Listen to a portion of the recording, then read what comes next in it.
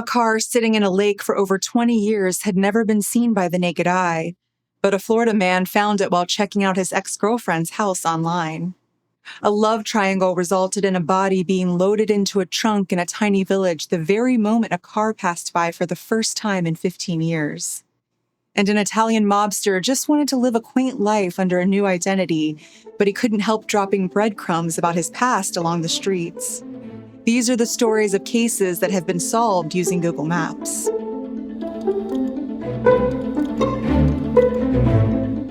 Hi friends, I'm Katie, and this is Katie Does Crime. Thank you for joining me for the first time if you're new here. I'm a Midwesterner who now lives in New York City, putting my writing degree to use by researching true crime cases that interest me, and hopefully you. And hello to the usual rapscallions and reprobates. Please consider subscribing or joining me on Patreon if you'd like to hear more true crime stories. If you've ever spent any amount of time in Florida, you might have heard the adage that every body of water probably has an alligator in it. But one man was surprised to find that the pond in his old neighborhood had also been hiding a missing man for 22 years. When I first read that Jerry Nyman was zooming in on his ex-girlfriend's house on Google Maps, I was like, creepy! But it turns out that Jerry was just kind of doing his job.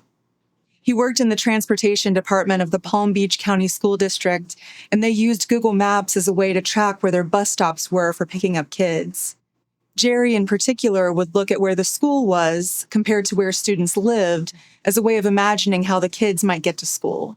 He doesn't want kids walking beside busy roads, for instance. One day in August 2019, one of the principals in the district contacted him to discuss the nearby bus stops, and he remembered that his ex-girlfriend's kids had gone to that school. So he took a quick look on Google Maps to see how someone in her neighborhood might walk to school. As he zoomed in on the Grand Isle subdivision in Wellington, Florida, he spotted something in the community's man-made pond. As he got closer, he realized that it resembled a car. His coworkers said he was crazy, but he was convinced. So he texted his ex, whom he was still friendly with because he's totally not creepy.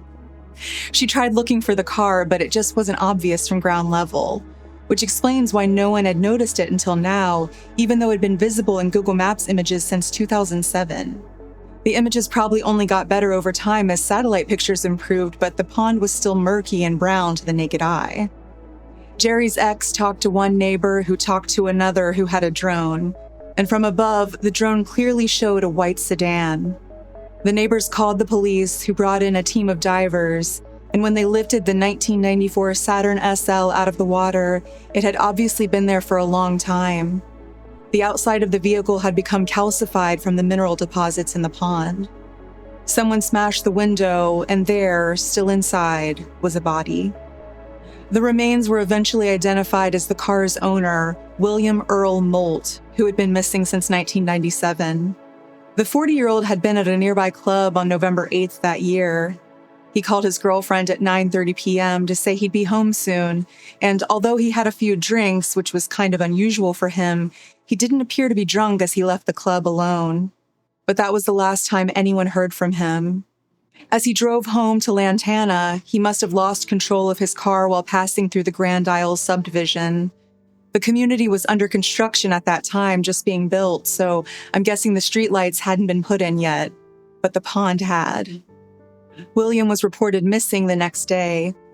Although an investigation was launched to find him, and he was added to the DOE network and the National Missing and Unidentified Persons System, or NamUs, there was just no reason to believe he might have driven into this random pond at the time. I wish we knew more about William's life, but I hope his family is finding some peace now that they know what happened to him. The Google Maps image has since been replaced with one without the car in it. Today's second case took place in the hamlet of Tehueco in northern Spain. It's 2 hours outside of Madrid by car and very beautiful to look at on Google Maps, actually, because it's such a cute little place surrounded by such a pretty patchwork of countryside. And when I say little, I mean tiny. It had 109 residents at the time of the 2004 census, and apparently that number has dropped since then. One newspaper reports that 56 whole people live there today, which is probably why one man thought he could get away with stuffing a body in the trunk of his car in broad daylight in October 2024. No one was nearby, not even another car. The street, one of those little alleys you see in places like Barcelona and Venice, was completely empty. But in an amazing coincidence, the Google Maps vehicle that records images of the streets happened to pass by just then. I probably don't have to explain this to you, but if you've ever used Street View on Google Maps, you know that it lets you virtually advance along a street as if you were there, looking at all of the houses and storefronts on either side. Google gets those images by driving a car loaded up with cameras on top down streets all over the world. And one of those cars passed by just as the man in this tiny village in Spain was leaning into the trunk of his red Rover sedan over the shape of a human body wrapped in white. It was the first time Google had visited this town in 15 years. You just have to marvel at this guy's bad luck. The events that led to this all started in November 2023, when a cousin of a Cuban man got some suspicious texts. The 33-year-old Cuban man, known only by the initials JPLO, had gone to look for his lady in this little place in Spain and win her back. But now he was texting his cousin to say he'd found a new woman, he was leaving the country, and he was getting rid of his phone. That's pretty weird for anyone to just suddenly announce, but it seemed especially odd to this cousin who checked in with him on a regular basis. Why would you just get rid of your phone? So the police began an investigation in the man's last known whereabouts, this little spot in Spain. Of course, it led back to his former partner, the lady he'd come to look for, who was now with another man. Allegedly, this was the man seen loading the wrapped body into the trunk in his jeans and soccer club jacket. The authorities tapped the couple's phones, listened into their conversations, and of course, used that now famous Google Maps image. And another one of a person openly wheeling that white bundle through the town in a wheelbarrow. In November 2024, the former partner and her new man, 48-year-old Manuel Isla Gallardo, were arrested for murdering that Cuban man. Weeks later, his dismembered body was found decomposing in a nearby cemetery. I couldn't find any mention of the woman's name anywhere, which makes me think they really must suspect the man of doing the bulk of the murdering. Neighbors said they were surprised that Isla Gallardo worked in a local bar and never made trouble and, quote-unquote, neither got along well nor badly with anyone. But it suddenly made sense that he seemed checked out at the bar recently and had been fired for being lazy. Also, I just need to mention, apparently this guy, the alleged murderer, was known around town as the Wolf. You're telling me no one suspected a guy everyone called the Wolf?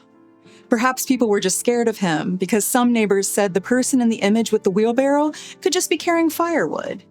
But they admitted that they'd also seen the Google Maps image of the car and didn't know they were looking at a body then either.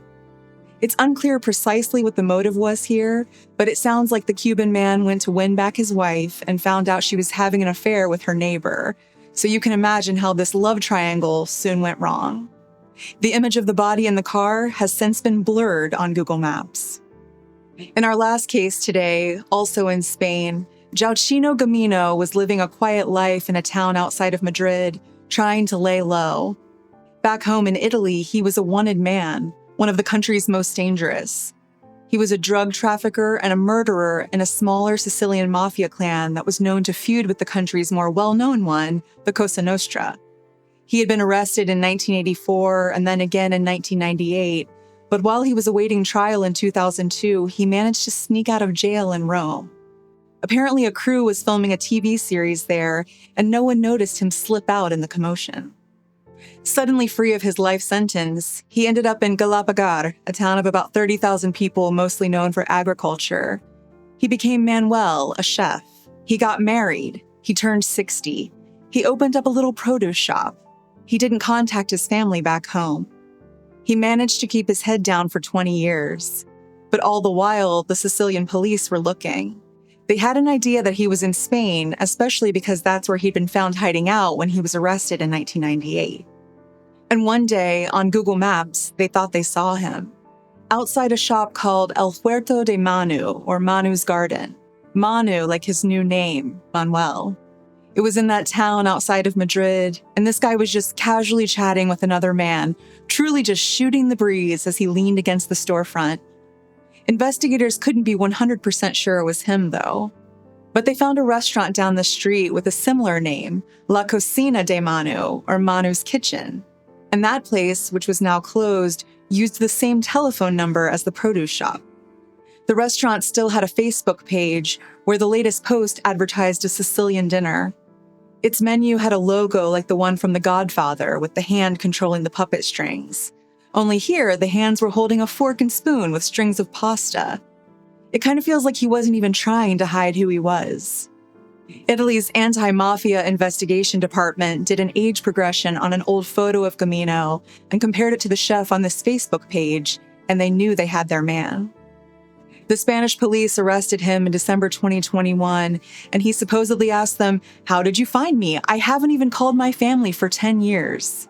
He's back in Italy now, where he's expected to serve out his life sentence for murder. While he was missing, a court convicted him of killing a passerby that he mistakenly thought was a rival in the mafia. One Reddit user, whom I'd like you to know is named Just for Touching Balls, says that he lives in the village where Gamino was found, and it wasn't quite as simple as someone just noticing a blurred face on Google Maps.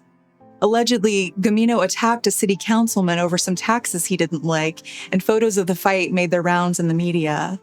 If someone recognized Manuel as Gamino, that definitely would have helped investigators start looking in the right place.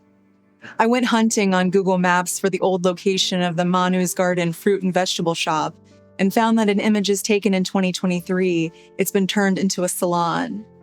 But if you go down the virtual street and turn around at just the right angle, you can still see an image from 2018 when Manuel's store was still there. And I think that's him in the picture, loading fruit into a van as he chats with a local. It's almost poetic, like he might still be out there living his quiet village life. Until you remember that he is a killer and is in prison where he belongs.